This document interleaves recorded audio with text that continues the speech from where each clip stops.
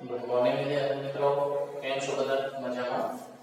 ધોરણ 8 ની અંદર ગણિત વિષય 8 ના ગણિતમાં મિત્રો આપણે સ્વાધ્યાય 11.2 સ્વાધ્યાય 11.2 ની અંદર મિત્રો આપણે દાખલા નંબર 5 પૂર્ણ કરેલ છે. આજથી છઠ્ઠો દાખલો. છઠ્ઠા દાખલાની રકમ વાંચીએ મિત્રો.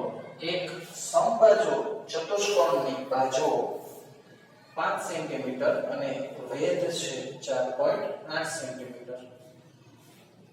એક સમબાજુ ચતુષ્કોણની બાજુઓ મિત્રો, સમબાજુ ચતુષ્કોણ એટલે બધી બાજુઓ સમાન હોય. સમજાણું? બધી બાજુઓનું માપ એક જ હોય. તો અહીંયા આપેલું છે 5 સેન્ટીમીટર. તો બધી બાજુઓ કેટલી થશે? 5 સેન્ટીમીટર ની. અને અહીંયા વેધ આપેલો છે. વેધ છે કેટલો મિત્રો? 4.8. વેધ આપેલો છે 4.8 સેન્ટીમીટર. આકૃતિ આપણે ભેગા દોરતા જઈશું. હવે તો તેનું ક્ષેત્રફળ શોધવાનું છે. એક વિકર્ણની લંબાઈ 8 હોય તો બીજાનું પણ માપ મેળવો. એક વિકર્ણનું માપ 8 સેન્ટીમીટર હોય. કેટલા સેન્ટીમીટર? 8. તો બીજા વિકર્ણનું માપ શોધવાનું છે. તો ચાલો મિત્રો, અહીંયા સમબાજુ ચતુષ્કોણ છે એ સમાંતર બાજુ ચતુષ્કોણ પણ છે. સમબાજુ ચતુષ્કોણ અને સમાંતર બાજુ ચતુષ્કોણને લઈ નીચેની માહિતી પરથી ક્ષેત્રફળ શોધીએ. તો અહીંયા સમાંતર બાજુ ચતુષ્કોણનું ક્ષેત્રફળ પાયો ગુણ્યા ઊંચાઈ. સમાંતર બાજુ ચતુષ્કોણ નું ક્ષેત્રફળ બરાબર પાયો ગુણ્યા ઊંચાઈ. કારણ કે આપણને જે આપેલું છે તેનો જ આપણે ઉપયોગ કરવાનો છે. સમબાજુ ચતુષ્કોણ ઈ સમાંતર બાજુ ચતુષ્કોણ છે એટલે સમબાજુ ચતુષ્કોણ બરાબર સમાંતર બાજુ ચતુષ્કોણ બરાબર પાયો ગુણ્યા ઊંચાઈ. બરાબર? તો પાયો ગુણ્યા ઊંચાઈ. તો અહીંયા પાયો 5 સેન્ટીમીટર, ઊંચાઈ અથવા વેધ 4.8. બરાબર? 8 × 40 નો 100 વધી 8 × 40 નો 100 વધી 2 5 × 20 એટલે 22 એટલે 22.0 એટલે 22 સેન્ટીમીટર સ્ક્વેર એનું ક્ષેત્રફળ થશે. સાવ સિમ્પલ વસ્તુ છે. સમબાજુ છે સમાંતર બાજુ છે જ. સમાંતર બાજુ એટલે પાયો ગુણ્યા ઊંચાઈ. એની ઉપરથી આપણે શું કર્યું? ક્ષેત્રફળ શોધ્યું. હવે સમબાજુ ચતુષ્કોણનું ક્ષેત્રફળ છે એનું સૂત્ર છે સમબાજુ ચતુષ્કોણ નું ક્ષેત્રફળ હાફ ગુણ્યા બે વિકર્ણનો ગુણાકાર. હાફ ગુણ્યા બે વિકર્ણનો ગુણાકાર. તો અહીંયા ક્ષેત્રફળ મળ્યું 22. ક્ષેત્રફળ કેટલું મળ્યું મિત્રો? અહીંયા 4 વધી આવે એટલે અહીંયા 24 સેન્ટીમીટર સ્ક્વેર મળ્યું. તો અહીંયા 24 બરાબર હાફ ગુણ્યા એક વિકર્ણનું માપ આપેલું છે 8 સેન્ટીમીટર. બીજા વિકર્ણ નંબર 2 આપણે શોધવાનું છે. તો વિકર્ણ 2 ને બનાવી સૂત્રમાં કરતા. બરાબર? તો 2 અહીંયા જ હશે, 8 નીચે આવશે. 8 નીચે આવે એટલે 8 × 8 = 8 × 24. અથવા તો 2 અહીંયા ગુણો. બરાબર? તો 2 × 8 અને 4 × 6 24. તો 6 સેન્ટીમીટર એનું માપ આવશે. કેટલા સેન્ટીમીટર? 6 સેન્ટીમીટર બીજા વિકર્ણનું માપ. દાખલા સમજાય મિત્રો? આપણને માહિતી આપી છે એની ઉપરથી બીજો વિકર્ણ જો શોધવાનો હોય તો પહેલા ક્ષેત્રફળ શોધ્યું અને પછી વિકર્ણની લંબાઈ. દાખલા નંબર 7 એની રકમ છે. એક મકાન એનું ભોંયતળિયું. એક મકાનના ભોંયતળિયામાં સમબાજુ ચતુષ્કોણની 3000 લાદી લગાડેલી છે. આ લાદીના વિકર્ણની લંબાઈ 45 અને 30 છે. 1 ચોરસ મીટર લાદી ઘસવાનો ખર્ચ 4 રૂપિયા, તો સમગ્ર ગોળીપડિયાની લાદી ઘસવાનો ખર્ચ શોધવાનો છે.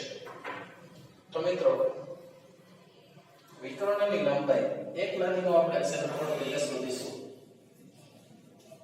એક લાદીનું ક્ષેત્રફળ પછી સમગ્ર ગોળીપડિયાનું ક્ષેત્રફળ હાફ ગુણ્યા બે વિકર્ણનો ગુણાકાર.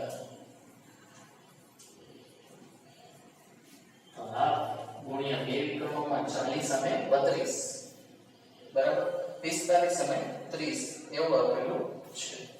એક વિકર્ણ 45 બીજો 30 બે એકા 2 ને 15 દુ 30 બરાબર. તો 45 ગુણ્યા 15 આપણે કરીએ તો 675 સેન્ટીમીટર સ્ક્વેર. એક લાદીનું ક્ષેત્રફળ કેટલી લાદીનું? એક લાદીનું. હવે ગોળીપડિયાનું ક્ષેત્રફળ છે ગોળીપડિયાનું ક્ષેત્રફળ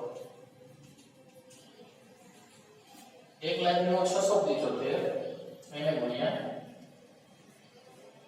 એક લાદીનું ક્ષેત્રફળ એને ગુણ્યા 3000 લાદી છે. સમજ્યા? 3000 લાદી છે તો 675 એને ગુણ્યા 3000. તો અહીંયા એટલે 3 0 તો મૂકી દીજો. 675 ગુણ્યા 3 5 તેરી 15 નો પાંચડો વધીએ 7 તેરી 21 ને 22 નો બગડો વધી 2 6 તેરી 18 19 અને 20 તો 20,25,000 અહીંયા સેન્ટીમીટર સ્ક્વેર છે મિત્રો.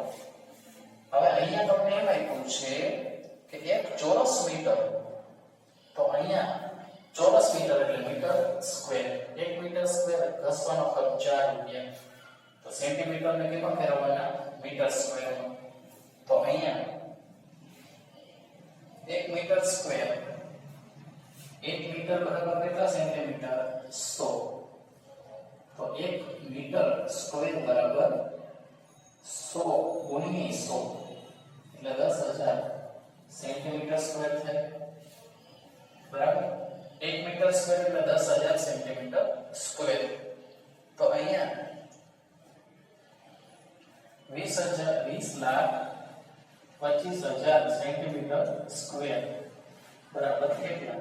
આને ગુણ્યા 1 મીટર સ્ક્વેર ઈ કરવાના છેદમાં 100 ગુણ્યા 100. તો 20,25,000 એના છેદમાં 10,000. 3 મીંડા જાય 3 મીંડા જાય 20 25 ના છેદમાં 100 20.5 આટલા 202.5 મીટર સ્ક્વેર. મીટર સ્ક્વેરમાં કેવા 200. હવે એક લાદી ખર્ચવાનો 4 રૂપિયા. એક લાદી નસવાનો ખર્ચ 4 રૂપિયા. તો 202.5 મીટર સ્ક્વેરનો કેટલો? સમજણ? આ રીતે કરવાનો. તો અહીંયા એને ગુણ્યા 4 એટલે 810 આવશે. 202.5 એને ગુણ્યા 4 4 50 20 નું શૂન્ય વધી 2 4 2 8 9 10 નું શૂન્ય વધી 4 0 6 અહીંયા એટલે 4 2 8 810 રૂપિયા ફાઇનલ આન્સર. સૌથી પહેલા દાખલામાં શું કર્યું? એક લાદીનું ક્ષેત્રફળ શોધ્યું. આખા ગોળીપડિયાનું ક્ષેત્રફળ એક લાદી ગુણ્યા 3000 લાદી છે. ક્ષેત્રફળ ગુણ્યા લાદી એટલે આટલા આવ્યા. 1 મીટર સ્ક્વેર 10,000 સેન્ટીમીટર સ્ક્વેર. તો આટલા સેન્ટીમીટર સ્ક્વેર તો કેટલા? તો 202.5.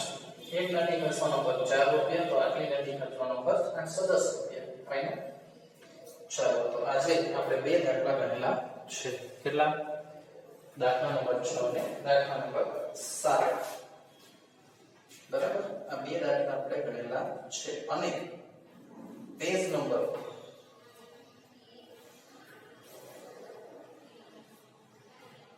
175 પેજ નંબર 176 ઉપર 1 2 3 પેજ નંબર 176 ઉપર પેજ નંબર 176 ના ઉદાહરણ 1 2 અને 3 અને દાખલા નંબર 6 અને દાખલા નંબર 7 11.2 ના બંને એક વાર બાકી અને રઘુઓમાં ગણવાના છે. સમજાણું? ઉદાહરણ પણ સાથે સાથે કરતા જઈશું. તો ચાલો મિત્રો મળશું આવતા નેક્સ્ટ વિડીયોમાં. ત્યાર સુધી બધા જ મિત્રો ઘરે રહો, સુરક્ષિત રહો. Thank you.